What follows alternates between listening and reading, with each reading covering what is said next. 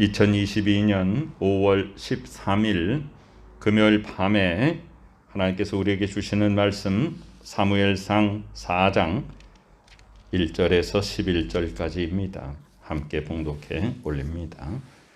사무엘의 말이 온 이스라엘에 전파되니라. 이스라엘은 나가서 블레셋 사람들과 싸우려 오고 에벤에셀 곁에 진치고 블레셋 사람들은 아벡에 진쳤더니 블레셋 사람들이 이스라엘에 대하여 전열을 벌이니라. 그 둘이 싸우다가 이스라엘이 블레셋 사람들 앞에서 패하여 그들에게 전쟁에서 죽임을 당한 군사가 4,000명 가량이라. 백성이 진영으로 돌아오매 이스라엘 장로들이 이르되 여호와께서 어찌하여 우리에게 오늘 블레셋 사람들 앞에 패하게 하셨는고 여호와의 언약궤를 실로에서 우리에게로 가져다가 우리 중에 있게 하여 그것으로 우리를 우리 원수들의 손에서 구원하게 하자 하니 이에 백성이 실로에 사람을 보내어 그룹 사이에 계신 만군의 여호와의 언약궤를 거기서 가져왔고 엘리의 두 아들 홈니와 비느하스는 하나님의 언약궤와 함께 거기에 있었더라. 여호와의 언약궤가 진영에 들어올 때에 온 이스라엘이 큰 소리로 외치매 땅이 울린지라. 블레셋 사람이 그 외치는 소리를 듣고 이르되 히브리 진영에서 큰 소리로 외침은 어찌 됨이냐 하다가 여호와의 궤가 진영에 들어온 줄을 깨달은지라. 블레셋 사람이 두려워하여 이르되 신이 진영에 이르렀도다 하고 또 이르되 우리에게 화로다. 전날에는 이런 일이 없었도다. 우리에게 화로다. 누가 우리를 이 능한 신들의 손에서 건지리요. 그들은 광야에서 여러 가지 재앙으로 애굽인을 친 신들이니라. 너희 블레셋 사람들아 강하게 되며 대장부가 되라. 너희가 히브리 사람의 종이 되기를 그들이 너희 종이 되었던 것 같이 되지 말고 대장부 같이 되어 싸우라 하고 블레셋 사람들이 쳤더니 이스라엘이 패하여 각기 장막으로 도망하였고 살육이 심히 커서 이스라엘 보병에 엎드러진 자가 30,000명이었으며 하나님의 궤는 빼앗겼고 엘리의 두 아들 홈니와 비느하스는 죽임을 당하였더라. 아멘. 자, 이 당시에 사무엘상 3장 1절에 여호와의 말씀이 희귀했다 그랬죠. 자, 하나님께서 족장 시대에 또 모세를 통하여 인도하실 때 여호수아를 통하여 가나안을 정복할 때 하나님께서는 아주 자주 나타나셔서 말씀을 하셨는데 이 사무엘상 엘리 제사장이 제사장의 직을 맡고 있을 때는 여호와의 말씀이 희귀하였다. 이 엘리 제사장은 아주 영성이 흐려지고 자식들을 잘 가르치지 못하고 엘리 제사장의 두 아들 홈니와 비느하스는 성전에서 아주 악행을 저질렀죠. 자, 3장 2절에 보면 엘리의 눈이 점점 어두워가서 영적으로 완전히 소경 상태가 된 것이죠. 하나님께서 사무엘을 부르시는데 그 사무엘을 부르시는 부르심이 너무 또렷하여서 어린 사무엘은 그것을 깨닫지 못하고 엘리 제사장에게 가서 제사장님 저를 부르셨습니까? 이렇게 3차례나 반복할 동안 엘리 제사장은 깨닫지 못하다가 비로소 하나님의 음성이구나. 자, 하나님께서는 영적으로 혼탁하고 영적으로 가리워진 엘리 제사장과 그의 아들들을 버리시고 이제는 그 어머니의 신앙으로 완전히 성전에 맡겨서 하나님의 말씀을 통하여 길러진 사무엘을 하나님이 택하셨습니다. 그래서 이 사무엘을 통해서 하나님께서 예언을 하시는데, 사무엘을 통해서 하나님이 예언하신 첫 메시지가 뭐냐면 엘리 제사장의 가문은 멸망한다죠. 자, 그리고 나서 사무엘이 자라서 여호와께서 그와 함께 계시고 그의 말이 하나도 땅에 떨어지지 않게 하시고 온 땅 이스라엘의 북에서부터 남까지, 단에서부터 브엘세바까지 모든 이스라엘 백성들이 사무엘은 여호와의 선지자로 세우심을 받은 사람이다라고 그 말씀과 그 권위에 순종하게 됩니다. 그리고 여호와께서 실로, 즉 지금 성막이 있는 곳에 또 나타나시죠. 그러니까 엘리 제사장 때 여호와의 말씀이 희귀하였는데 이제는 사무엘이 세움을 받고 나서 하나님의 말씀이 다시 임하게 된 것이죠. 이것이 오늘 우리가 읽은 4장 그 앞에 배경입니다. 자, 사무엘의 말은 온 이스라엘에 전파됐다. 그런데 지금 이제 어떤 상황이 벌어지냐면 이스라엘이 블레셋과 전쟁을 벌이게 됩니다. 구약 시대의 역사는요, 전쟁의 역사다 이렇게 얘기해도 과언이 아닙니다. 그리고 그 전쟁은 누구에게 속한 것이냐? 사람에게 속한 것이 아니라 전쟁은 하나님께 속한 것이죠. 그래서 이 구약 시대의 전쟁을 쭉 보면요, 병력의 수가 많다고 이긴 게 아니죠. 병력의 수가 적다고 지지도 않습니다. 항상 하나님의 뜻에 의하여 승패가 결정되죠. 그래서 온전히 하나님만 믿고 하나님께 순종하고 주의 말씀 따라 행하면 하나님께서 승리의 열매를 주시고, 자만하고 인간을 바라보며 병력의 숫자를 믿고 이렇게 하면 패배하게 되었습니다. 자, 오늘의 전쟁은요, 자, 이스라엘 사람들이 에벤에셀에, 블레셋 사람들은 아벡에 진치고 이제 전열을 벌이고 전쟁을 하게 됩니다. 이스라엘 사람들이 블레셋 사람들 앞에서 패하여서 군사 4,000명가량이 전사하고 지금 굉장히 열세에 놓여 있습니다. 이때에 3절에 보면 아주 심각한 잘못된 생각을 하는 것이 드러나는데요. 백성이 진영으로 돌아오매, 자, 누가 그러냐? 이스라엘 장로들이 바른 신앙을 본인이 가지고 그 바른 신앙으로 후손들을 가르치고 백성들을 지도하고 자신의 바른 신앙의 모습이 온 백성들에게 본이 되어야 될 이 장로들이 어떤 얘기를 하는가? 야, 하나님께서 우리를 오늘 왜 패배하게 하셨는가 생각을 해보자. 그러면서 뭘 생각해야 됩니까?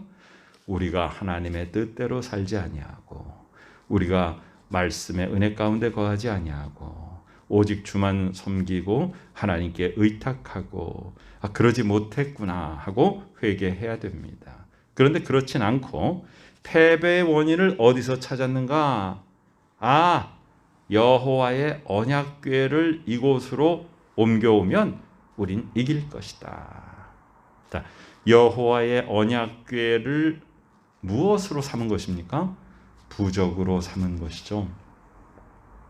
이것은 우리 기독교에서 가장 제거해야 될 잘못된 신앙의 잘못된 위험 요소 중에 하나이죠. 우리가 십자가 모양을 그리면 뭔가 어떻게 마귀가 물러갈 것 같이, 십자가의 형상을 가지고 뭘 하면 뭔가 능력이 생길 것 같이, 이런 것들은 우상입니다. 부적입니다. 자, 그래서 이 장로들이 뭐라고 말하냐 하면, 여호와의 언약궤를 실로에서 우리에게로 가져다가 우리 중에 있게 하여 그것으로 우리를 우리 원수들의 손에서 구원하게 하자. 아주 심각하게 왜곡된 잘못된 신앙을 가지고 있습니다. 예. 언약궤가 나를 구하는 게 아닙니다. 자, 지금도 이렇게 예수님을 믿는다라고 하면서도 그 기도하는 그런 그림을 갖다가 이렇게 자동차에다가 걸어놓으면은 사고가 안 날 것 같이 생각하는 그런 잘못된 것. 거기 걸어놓은 그 기도하는 아이의 그 그림이 그게 사무엘이잖아요.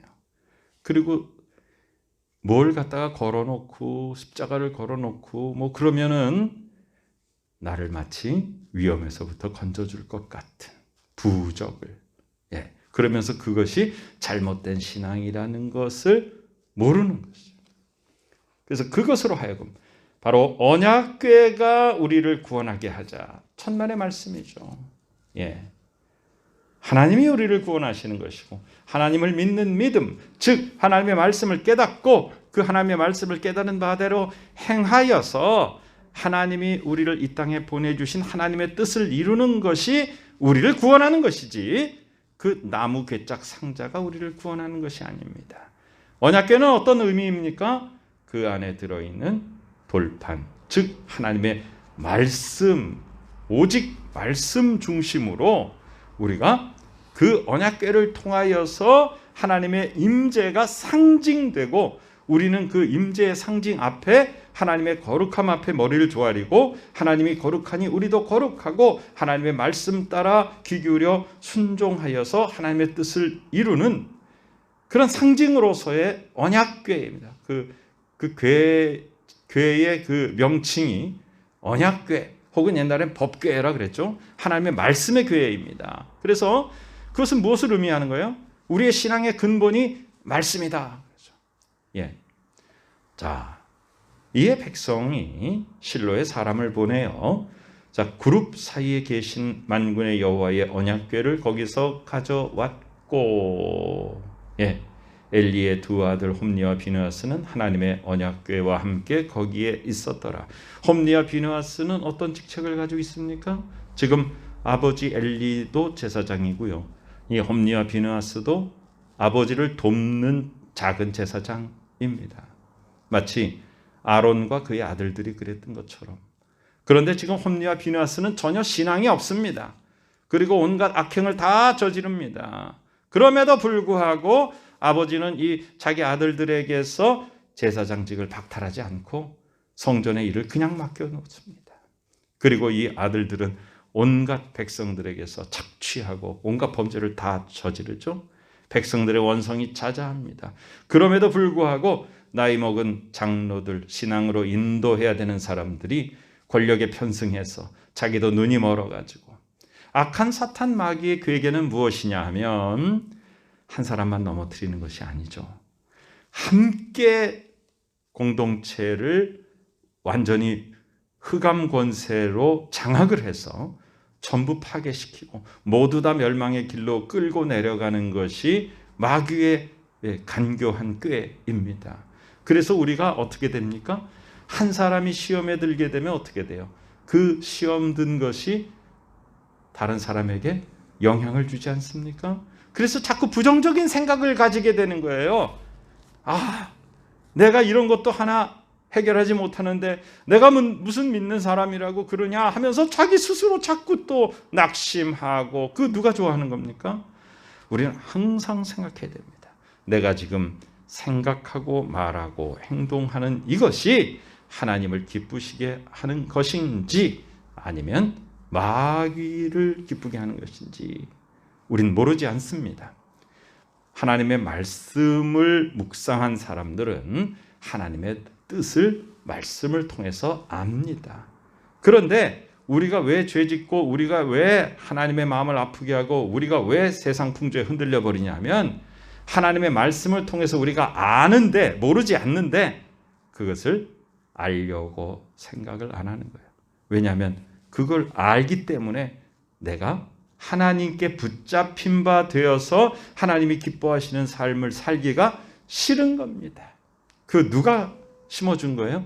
악한 사탄 마귀가 마음 가운데 심어준 거죠. 그게 시험에 든 것입니다. 그런데 그 시험거리는 결코 한 사람으로 끝나지 않도록 흑암 권세가 자꾸만 전염시키고 자꾸만 흔들어 놓습니다. 자, 지금 엘리 제사장이 영안이 흐리고 영적으로 판단하지 못하고 그의 아들들이 제사장의 직분을 가졌으나 온갖 악행을 다 저지르는 이 상황에서 백성들의 신앙이 누구를 본받고 배우겠습니까? 그래서 모든 백성들이 다 지금 영적으로 병들어 버렸습니다. 그래서 언약궤를 가져오면 우리가 승리할 거라고 그렇게 믿는 잘못된 부적 우상 숭배를 지금 하고 있는 것이죠. 홈리와 비느하스가 하나님의 언약궤와 함께 거기 있었다. 무슨 뜻입니까? 홈리와 비느하스는 야, 이제 언약궤가 말이지 내 옆에 있으니까 우린 이겼어, 이렇게 생각하고 있는 겁니다. 자, 여호와의 언약궤가 진영에 들어올 때 온 이스라엘이 큰 소리로 외치고 땅이 울렸다. 자, 모든 백성들이 다 똑같은 생각을 가졌다는 거죠. 모든 백성들이 우리가 하나님 아버지 앞에 어떻게 살았는가, 우리의 삶을 하나님의 말씀에 비춰보고 내가 하나님의 뜻대로 행하지 못한 것들을 돌이켜 회개하고 하나님께 가까이 나아가고 새로운 삶으로 하나님 아버지의 뜻을 이루어야 되는데 그것은 생각하지 않습니다. 자, 법궤가 왔으니까 이제 됐다, 우리는 와 환호성을 지릅니다. 그러니까 블레셋 사람들이, 자 여기에 보면요, 블레셋 사람들이 뭐 하는 사람들이에요? 우상 숭배하는 사람들이잖아요. 예, 다곤신, 물고기 모양의 그 신을 섬기잖아요. 그런데 우상 숭배하는 사람들이나 여호와 하나님을 섬기는 사람들이나 가지고 있는 가치관이 똑같다는 거예요. 지금 이스라엘 사람들이 어떤 신앙적 가치관을 가지고 있는 거예요? 법궤가 오면, 이 언약궤 궤짝이 오면 우리는 승리한다, 그 궤짝이 우리를 구원시킬 것이다 라고 그렇게 믿어버리는 잘못된 우상숭배 부적신앙을, 그건 누구 거예요? 그건 우상숭배자들의 것입니다. 자, 블레셋 사람들이 두려워합니다. 오와, 여호와의 언약궤가 지금 적진에 왔다, 야 우리 큰일 났다. 그러면서 뭐라고 얘기하는가? 우리를 이 능한 신들의 손에서 어떻게 누가 건져낼 것인가? 그러면서 저 여호와 신이 애굽에도 재앙을 가하고 그 백성들을 인도하여서 가나안 땅도 정복하고, 야 이제 우리에게도 왔다, 큰일 났다, 이렇게 생각합니다. 자, 우상 숭배하는 사람들은 그 언약궤를 신으로 생각합니다. 우상 숭배하는 사람들은. 그런데 안타까운 것은 이스라엘 사람들도 똑같이 생각했다는 것이죠. 네. 우리는 우상 숭배하는 사람들의 우상 숭배하는 그 우상 대신에 거기다 하나님만 탁 바꿔치기 한 게 아닙니다. 우리의 신앙은 근본적으로 다른 것입니다. 우리 기독교 신앙이 아닌 어떤 다른 것을 믿는 사람들이 내 자신의 삶을 헌신하여서 정말로 그 절대자를 위해서 내가 온 삶을 바치고 은혜를 구하고, 그런 모습을 우리가 본 적이 있습니까? 모두 다 어떤 절대적인 존재에게 뭐를 간구하는 거예요? 나의 건강과 재물과 형통함과 그냥 그거를 간구하는 것입니다. 우리가 만약 여호와 하나님을 섬긴다고 하면서 우리의 신앙의 모습이 다른 헛된 것들을 섬기는 사람들의 모습과 똑같고 그 섬기는 대상만 하나님으로 바꿔놓은 것이라면 그것은 기독교 신앙이 아닙니다. 그것은 하나님을 섬기는 것이 아닙니다. 그것은 우상 숭배요, 그것은 부적 신앙입니다. 그래서 심각하게 우리의 신앙의 본질을 점검해야 됩니다. 자, 블레셋 사람들이 자 힘을 내서 싸우자 막 그래서 싸웁니다. 10절에 보니까 블레셋 사람들이 쳤다, 이스라엘이 패하였다, 각기 장막으로 도망하였다. 살육이 심히 커서 이스라엘 보병이 3만 명이 전사하였습니다. 자, 그럼 뭡니까? 블레셋 사람들이 용기를 얻어서 막 힘차게 돌진했기 때문에 블레셋이 이겼습니까? 예, 천만의 말씀이죠. 하나님께서 이 전쟁의 패배를 통하여서 하나님의 백성이 회개하고 돌아오기를 기다리시는 것이죠. 그리고 그들이 그렇게 믿었던 하나님의 교회는 어떻게 됐습니까? 빼앗겼습니다. 여러분, 이것이 이제 연장선상에서 이들의 후손들이 나중에 바벨론이 쳐들어와서 하나님의 성전을 무너뜨리고 바벨론의 포로로 잡아갈 때 바로 이와 똑같은 맥락의 사건이 더 크게 벌어지지 않습니까? 아예 성전이 다 무너지고 불타고 성전의 그런 모든 소위 성물들이 다 빼앗겨서 우상 숭배자들이 연회하며 술 마시는 잔으로 쓰이게 되지 않습니까? 하나님의 언약궤도 파괴가 되고, 그것은 무엇을 의미합니까? 성전이 신앙의 대상이 아니다 이 말입니다. 예. 십자가의 형상이 우리의 신앙의 대상이 아니다. 어떤 모양, 형상, 형식, 제도, 그런 것이 신앙의 대상이 아니잖아요. 그래서 하나님의 교회를 빼앗기도록 하나님이 하신 것이에요. 그러니까 이스라엘 사람들이 야, 저 하나님의 교회가 곧 신인데 신이 빼앗겼다, 이렇게 사람들이 혼란 속에 빠지는 거예요. 거기서 하나님은 무엇을 깨닫게 하시는 거예요? 우리의 바른 신앙은 무엇이냐? 우리의 진정한 신앙의 대상은 무엇이냐? 우리의 진정한 신앙의 대상은 천지를 창조하신 여호와 하나님이지 상자 괴짝이 아닙니다.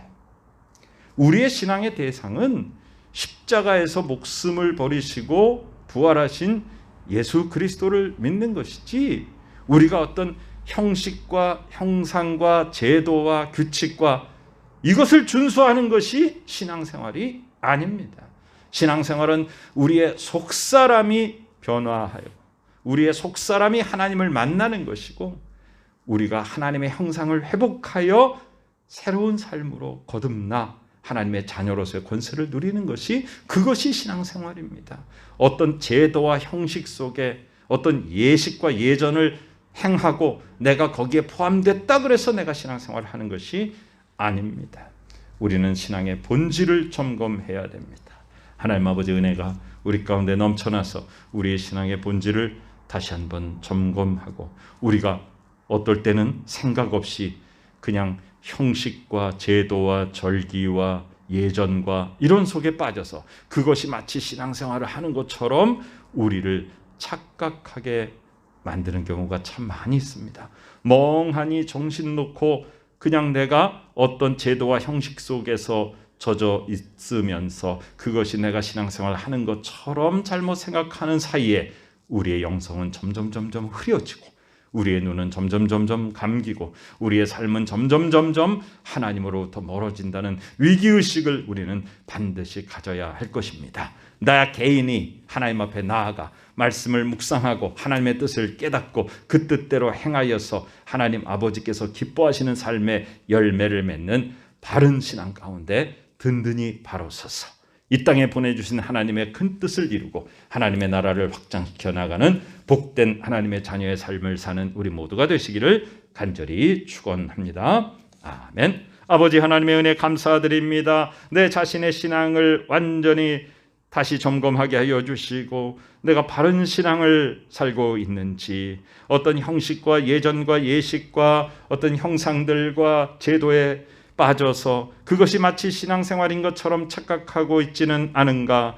그저 연조만 거듭하고 세월이 가는 것으로 그것이 하나님께 가까이 간다고 잘못 생각하고 있지는 않은지 우리가 본질을 점검하게 하여 주시며, 오직 말씀 가운데 거하여 하나님의 뜻을 깨닫고 그 뜻대로 순종하여 행하여서 복된 삶의 열매 맺고 하나님을 기쁘시게 해드리는 귀한 삶을 살아가는 하나님의 자녀가 될 수 있도록 축복하여 주시옵소서. 지금은 우리 구주 예수 그리스도 귀하신 은혜와 하나님 아버지 크신 사랑하심과 성령님의 놀라운 역사하심이 이 시간에 온전히 바른 신앙, 온전한 영성을 가지고 하나님께서 부어주시는 은혜 가운데 은혜가 더하여서 기쁨 충만 감사 충만한 삶을 살며 하나님께서 이 땅에 우리를 보내주신 하나님의 뜻을 이루며 이 땅에서 하나님의 귀한 복음을 전파하며 하나님의 나라를 확장시켜 나가는 복된 믿음의 권속들의 머리 위에 지금부터 영원까지 함께 계시옵기를 간절히 축원하옵나이다. 아멘.